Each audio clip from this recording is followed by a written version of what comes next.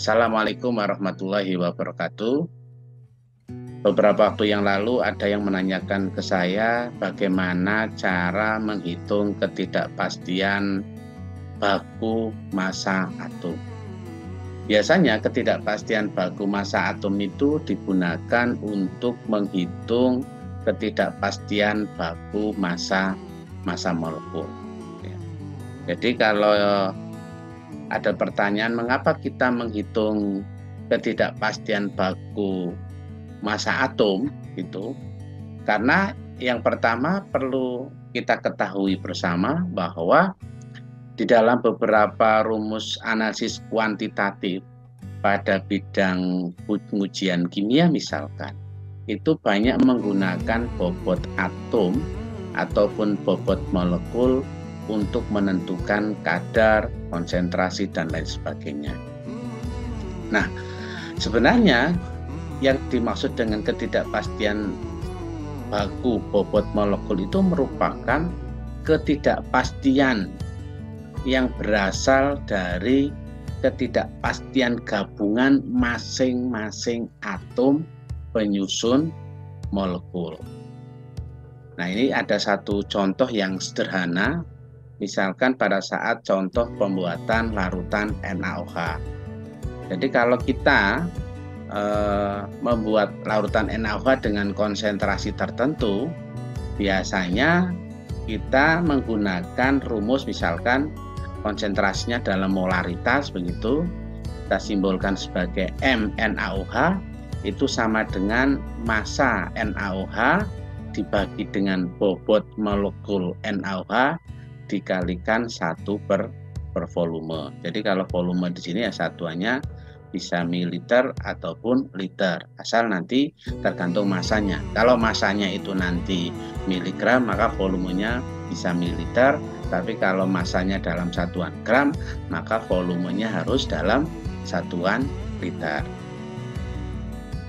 Nah, kalau kita perhatikan dari rumus menghitung atau menentukan konsentrasi NaOH dalam satuan molar atau molaritas NaOH, itu dipengaruhi oleh 3 faktor ya yang ada di rumus. Yang pertama adalah massa NaOH, yang dimana massa NaOH itu untuk ketidakpastiannya dipengaruhi oleh kalibrasi neraca. Kemudian ada bobot molekul NaOH, di mana bobot molekul NaOH ini nilai ketidakpastian dari bobot molekul NaOH dipengaruhi oleh ketidakpastian dari massa atom atau AR dari Na, atau massa atom atau AR dari O, dan massa atom dari hidrogen atau H. Kemudian yang terakhir ini dipengaruhi oleh volume larutan. Biasanya kalau membuat larutan NaOH dalam volume tertentu, yaitu menggunakan lab ukur, maka dipengaruhi oleh 2 hal, yaitu kalibrasi lab ukur dan faktor muai.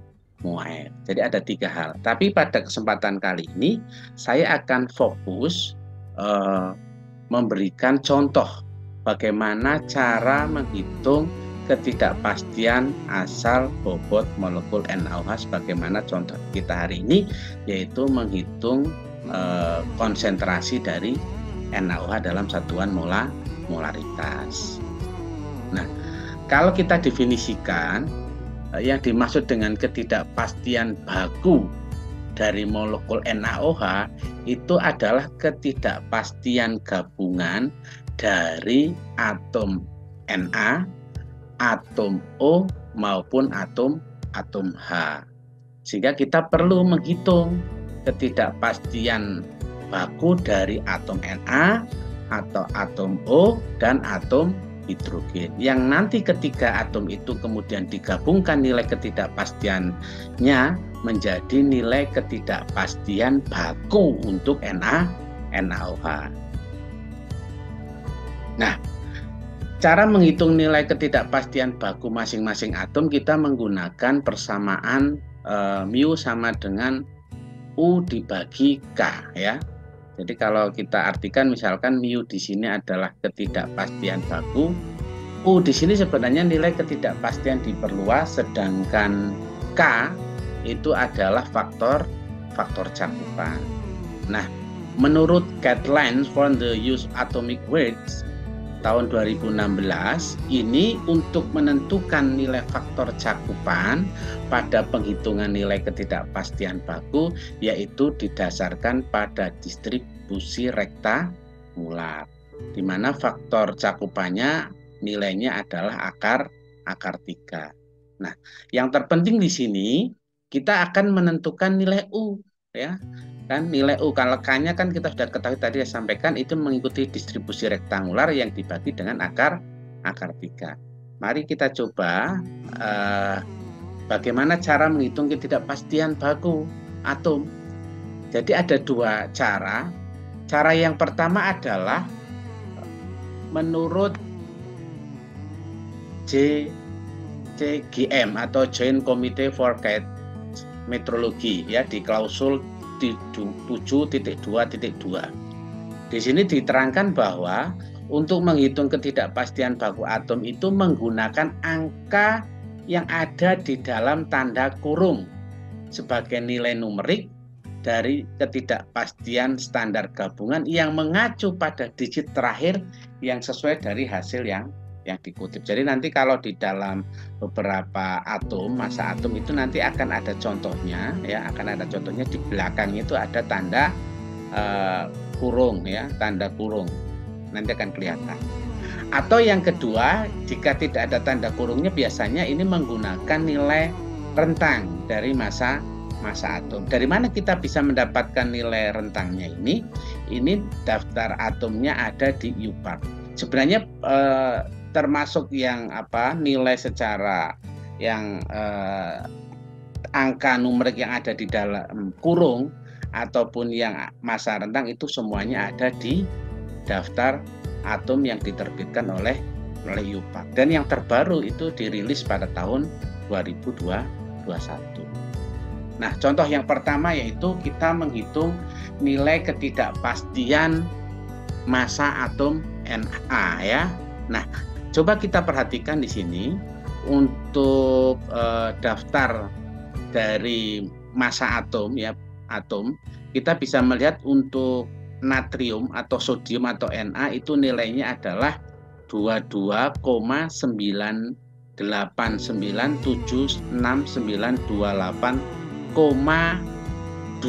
dalam kurung 2, ya. Nah, oleh karena itu tanda kurung yang ada di dalam bilangan ini, ya, angkanya itu yang dijadikan patokan untuk menghitung nilai ketidakpastian bakunya, ya. Sehingga kita bisa menentukan nilai ketidakpastian bakunya adalah 0,00000002 dibagi dengan akar 3 atau sekitar berapa ini? 2 kali 10 pangkat minus 8 atau 9, ya. 1, 2, 3, 4, 5, 6, 7, 8, 8, ya. 2 kali 10 pangkat minus 8 dibagi akar 3. Nah, ketemunya adalah 1 kali 10 pangkat minus 9, ya. Ya. Jadi ketemunya adalah 1 kali 10 pangkat minus 9 gram mol. Jadi nanti kita bisa sudah menentukan yang ada di dalam kurung, kemudian di sini ada 8 angka di belakang koma. Itu yang angka 8 ini sebenarnya menunjukkan nilai ketidakpastian, tetapi kita masukkan sebagai yang ada dalam kurungnya itu angka 2-nya. Angka 2-nya yang kita masukkan. Itu yang pertama. Yang kedua, ini contohnya adalah untuk yang atom oksigen dan atom hidrogen. Kita lihat dulu yang atom oksigen. Jadi kalau yang atom oksigen dan atom hidrogen dari daftar atom ini kita menggunakan nilai rentang, ya. Kita menggunakan nilai rentang. Yang pertama untuk atom oksigen kita bisa perhatikan itu ada nilainya, ya. Untuk atom oksigen adalah 15,9997, ya, dikurangi dengan 15,9903 dibagi 2 dikali akar 3. Nah, itu cara menghitungnya.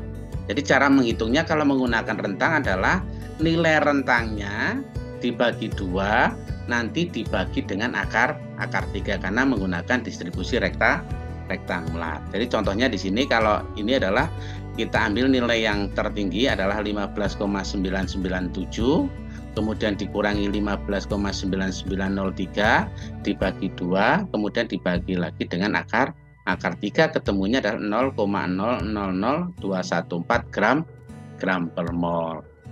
Begitu juga dengan atom H. Untuk atom H maka kita juga menggunakan nilai rentangnya 1,00811 dikurangi 1,00784 dibagi 2, hasilnya kemudian dibagi lagi dengan akar 3. Hasilnya adalah 0,000778 gram per mol. Ini adalah untuk massa atom H. Nah, dari ketiga massa atom yang sudah diperoleh tadi kemudian digabungkan menjadi satu untuk menjadi nilai ketidakpastian baku dari NaOH. Maka kita dapat menghitung nilai ketidakpastian gabungan dari NaOH, ya, nilai ketidakpastian gabungan dari NaOH, yaitu kita menggunakan rumus mu sama dengan ketidakpastian baku NaOH itu sama dengan akar kuadrat dari ketidakpastian Na dikuadratkan ditambah dengan ketidakpastian oksigen dikuadratkan dan ditambah dengan ketidakpastian hidrogen dikuadratkan. Kenapa menggunakan persamaan seperti ini? Ya, karena ini satuannya semua sama. Satuannya adalah gram per mol.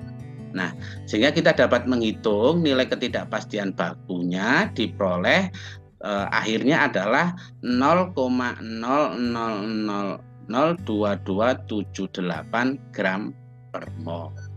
Nah, demikian sedikit penjelasan dari saya terkait bagaimana cara menghitung nilai ketidakpastian baku dari atom yang kemudian nanti digunakan untuk menghitung nilai ketidakpastian gabungan dari suatu molekul.